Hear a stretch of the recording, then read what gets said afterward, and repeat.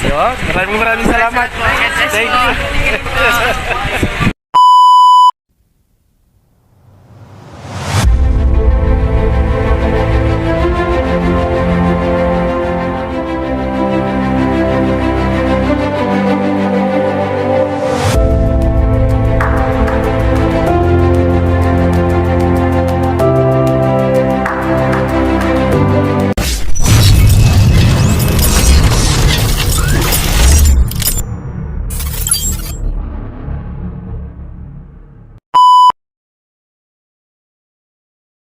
Hello guys! Welcome to my YouTube channel. This is Kuya Potpot Vlog at meron tayong isang reaction video po mula po sa latest live po ni Ate Edna Vlogs kung saan binuking niya ang kanyang pamangkin na sa Kalingap Edung.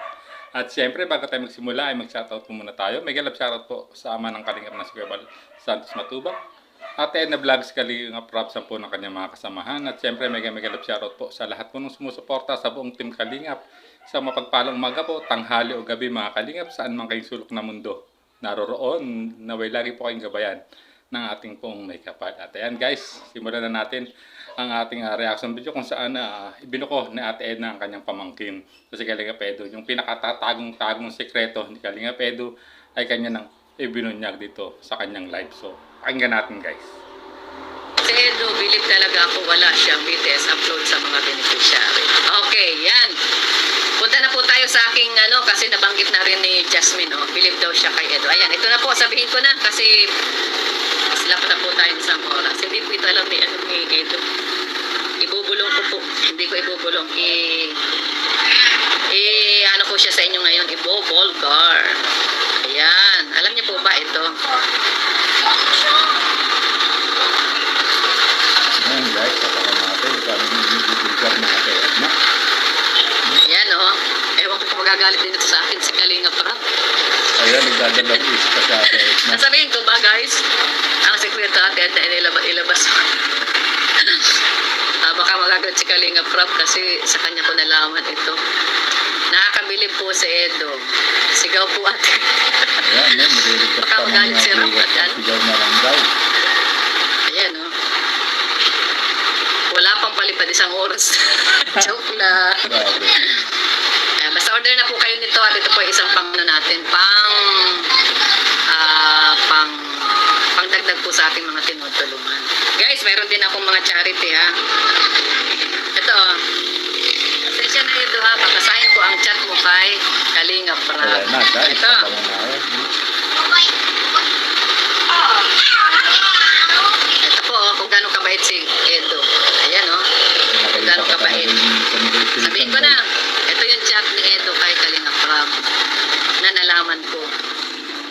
Ayan G, sabi niya, G nga pala, huwag mo na ako pasahudin, kakaya na okay lang naman kahit wala. Sa iba mo na lang ibigay. Ayan, yan ang bulong natin guys. Di ba napakabait ni Edo? Sabi naman ni okay lang, stop. Okay lang insan, stop pa naman kita. Sabi ni Kalingap Prab, okay lang insan, stop pa naman kita.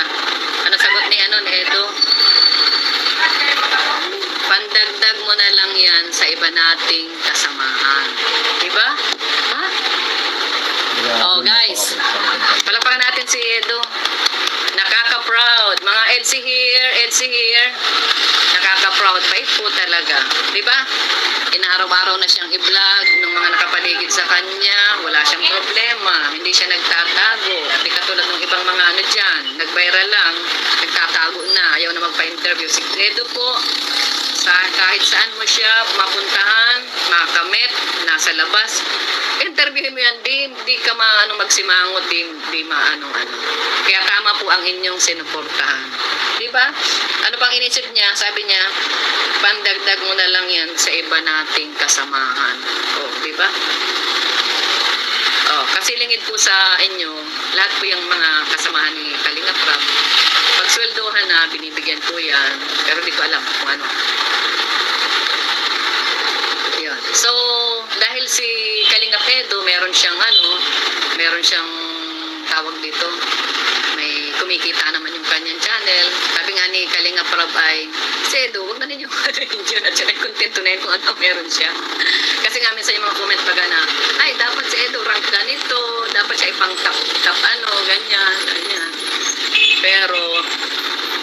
hindi siya ang ibig ko pong sabihin ay proud tayo sa kanya kasi napakabait po niya. Hindi siya yung mananamantala, hindi rin siya nag-iisip na, uy, kayo, lagi na lang ako ang topic ninyo, ako na lang lagi ang wala po. Talagang ang puso po niya ay makatulong lang.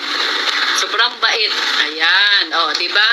Ay di lalo kayong humanga sa bulong ko, lalo kayong humanga kay Edo. So, ayan guys, no, nalaman natin ang pinakatagaw-tagong sekreto, no, ni Kalingap Edo na binulong o binulgar ng kanyang tiyahin na, no, na si Ate Edna Vlogs, no. Dito nalaman natin kung gaano kabait, karespeto, no, yung pagiging makatao or pagiging generous, no, ni Kalingap Edo, no. Just imagine yung kanyang sweldo bilang staff kay Kalingap Rab na pinsan niya ay hindi niya kukuhanin. Bagkus ito pinaubaya na lang niya sa iba nilang kasamahan ni Kalingap Rab o sa ibang staff, no, na sinusweldohan din, no, ni Kalingap Rab, no. Talagang nakakahanga naman talaga at nakita niyo naman ang impresyon ng kanyang sariling tiyahin na si Ate Edna Vlogs ay very proud talaga, no, sa kanyang pamangkin na si Kalingap Edo. At talaga naman mapapahanga ka naman talaga, no, dito kay Kalingap Edo. Tulad ng sinabi po ni Ate Edna Vlogs, no, talagang kahit siya ay araw-arawin na binibidyohan, bini-BTS, no, interviewin o ginagawang thumbnail or topic sa upload ng ibang kasamahan niyang keyboys ay wala itong reklamo, no, pagkos ito ay kanyang talagang sinusuportahan, no, para umangat din ang kanilang mga channel. At yan po ay napatunayan ko uli guys, no, nung ako mapunta, no, sa Baguio kung saan nagkaroon ng Kalingap meet and greet uli, no, sa Baguio, no. Talagang napatunayan ko, saksi ako sa mga talagang sa pagiging mabait at matulungin ng isang Kalingap Edo, no, sa kanyang mga kasamahan ibang keyboys, no. Just imagine yung kay Kalingap Marky, kung natatandaan nyo guys, no, first ever live po ni Kalingap Marky na hindi niya malilimutan dahil nung isinama niya sa kanyang live si Kalingap Edo, kita nyo naman, marami pong nagpakulay o nagpalipad para suportahan po si Kalingap Marky na talaga namang taos-pusong itong pinasalamatan, no, ni Kalingap Marky, itong si Kalingap Edo, no, ganun din itong si J-Brad TV, di ba? Kung sino sa mga nakapanood po ng live din po ni J-Brad TV sa Baguio noon, nung talagang na pinakasama po si Kalingap Edo, ay talagang kita nyo naman din po, no, yung suporta, no. Kaya talagang itong sinasabi ni Ate Edna Vlogs na tiyahin po ni Kalingap Edo ay talagang mapaproud ka pa, talagang mapaproud ka, talagang hanga ka sa buong pagkatao ng isang Kalingap Edo, no, kung gaano ang kanyang dedigasyon, respeto at loyalty sa Kalingap, no.